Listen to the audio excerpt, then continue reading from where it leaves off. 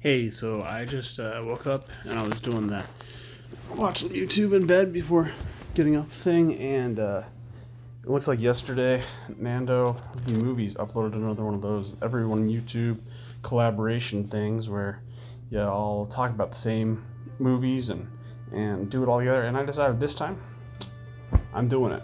I'm gonna do one of these One X-Cellent Scene things, so I gotta get up and get to work. But yeah, it's gonna be fun.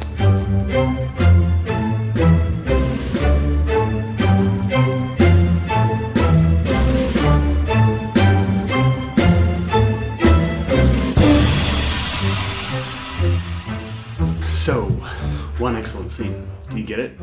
It's named after that popular mutant X-Man. You know, the son of Polyphemus and the capital of Arizona. Anyways, according to Nando's prompt, we can make a video about any mutant scene, and it does not need to be about X-Man specifically. So, there are a bunch of great mutants I consider highlighting, like these ones, or this famous one, even this guy.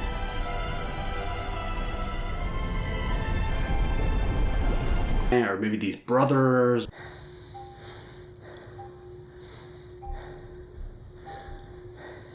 Or this one, or maybe these freaky guys, or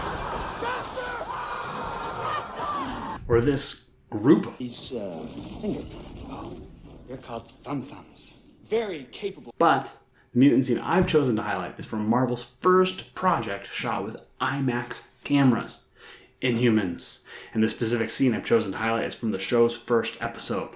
I'm sure you remember this popular scene. It's the one where Prince Maximus first addresses the people of Atlanta living on the moon.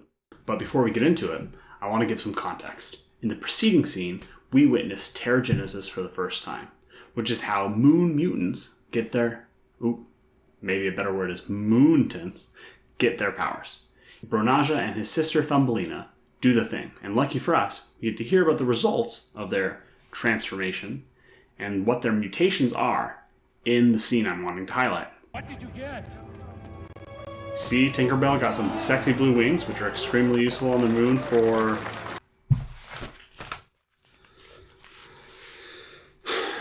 pretending there's an atmosphere suitable for flying. Yeah, that's it.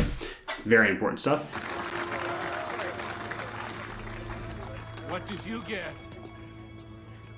I don't know. I walked out of the chamber and fell down. I guess I had a seizure. To the mines you go. And Bronaja got the power of shakes and seizures.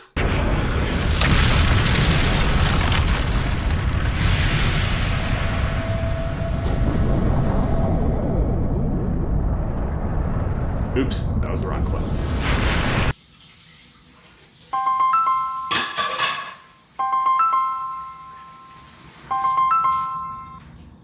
Hey man. Yeah, thanks for calling me back. So yeah, you remember that one super scene thing from last year? Yeah, they're doing another one, so I'm gonna participate this time. And this time it's about Nate Gray and all of his friends. Yeah, I'm really excited about it. I've got a really cool idea. I'm gonna do it about the Inhumans TV show. So I was hoping you could maybe fact check me and make sure I'm not saying anything wrong or anything, 'cause you're pretty good at knowing about stuff. Okay. Huh. Oh. Yeah, I see. Huh.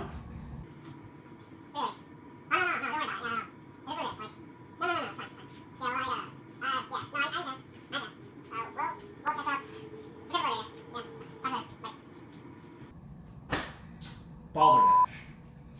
So, turns out that Inhumans are not mutants, and they don't qualify for this whole One Extreme Scene thing, which really stinks because I already recorded some of my video, but not all is lost. I guess I can still make one of those One Marvelous scenes, because my buddy did promise me that they are Marvel movies, and they would work for that.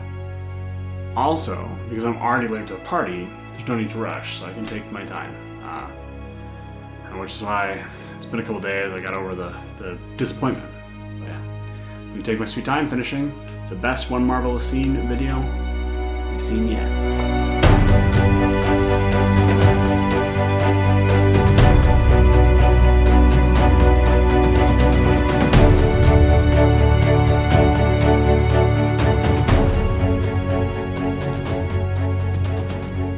Merry Christmas! I just got home from a holiday party and was thinking about how close to the end of the year we are. And even though the whole not X-related thing really took the wind out of my sails, I had told myself that I would finish this video by the end of 2020. So, I'm just gonna jump right back into it so I can finish this thing in the next couple weeks. In this next clip, we're gonna see Maximus, our hero, do like the true introduction, like true hero's introduction. Boring part, okay, here. Or they'll find something wonderful about him. They didn't with you. You should be digging in the tunnels with the rest of us. Our outspoken friend here has a point. I had the worst possible pterogenesis, being rendered nothing but a simple human. But my brother is king, and I am well aware that others are not so fortunate. Yeah, so you see, like, Maximus, he's not a hero because he's super. Maximus is a hero just because he cares. And even when he's faced with a critic, he doesn't lash out, but he remains humble. And that's easier said than done, especially when you are... What am I doing?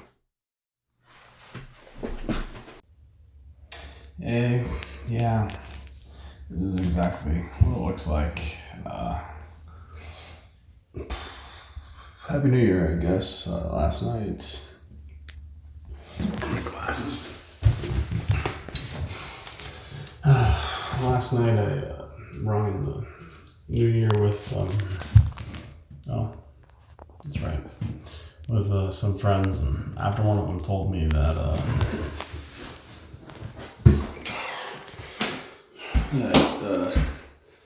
the Inhumans are no longer part of Marvel canon. I kind of let myself go a little bit on the candy and charcuterie. So, yeah, I didn't make my deadline, and it's not even eligible for One Villainous Scene. So, I guess if I even upload this, it's just an example of how to not make a one scene video. Whatever, I mean, last time I tried anything.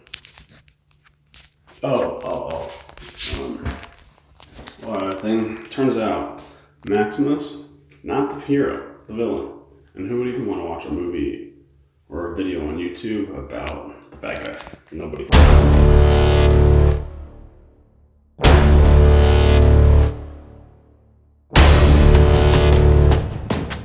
Maximus has the three characteristics that all great villains have. He shares these traits with Killmonger of Marvel and Magneto of the X-Men. Two of the greatest comic book villains to ever grace the silver screen. Maximus illustrates all three of these traits in his speech on Atlantis. First, compassion. The best villains have great compassion that fuels their passion to carry out whatever their agenda is.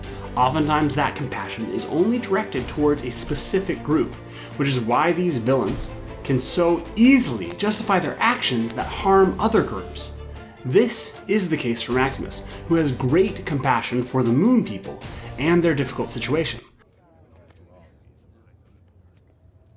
He is yet to undergo the Genetic Council's testing. I'm sure they'll find something wonderful about him. They didn't with you.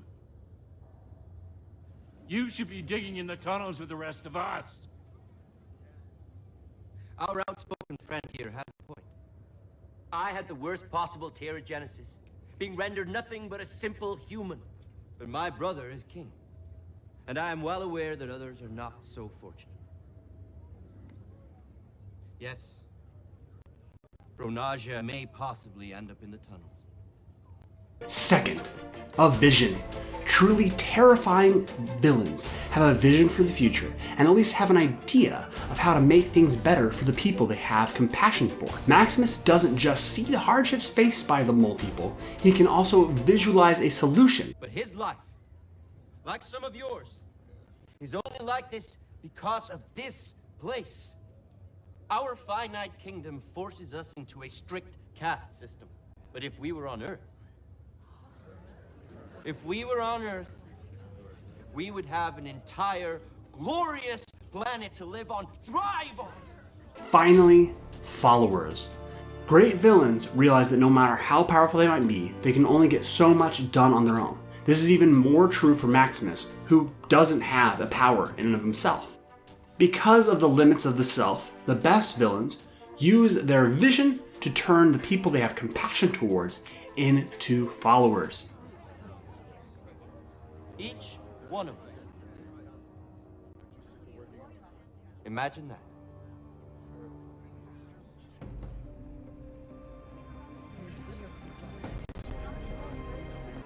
This is the scene where we're truly introduced to him as a villain. This One Villainous Scene makes you root for Maximus when you watch Marvel's Inhumans, because he has shown you that he just might be the right man to lead these not mutants to Earth, where they can thrive. Wait, so don't go yet. Yes, this was a little bit of a spoof version of one of those one-scene video things that Nando of movies started. I'm a big fan of those, and have always been so impressed with how fast some of the people are able to turn a video around, even when they weren't invited to make one ahead of time. So I just wanted to poke some good-hearted fun, while also proving how impressive it really is, by failing to get this video together quickly enough to be in the original batch. In truth, the Inhumans TV show was very rough, and it had a ton of problems. But I do think that one of its many issues is that the villain seems more like a good guy than some of the good guys do. Honestly, the good guys in the Marvel Inhumans TV show, I know it's different from the comics, but they all suck pretty hard. Maximus seems like he's really trying to do something good for the people of Attilan, until the end, of course, where he makes a hard turn narratively, and goes really mustache-twirling evil.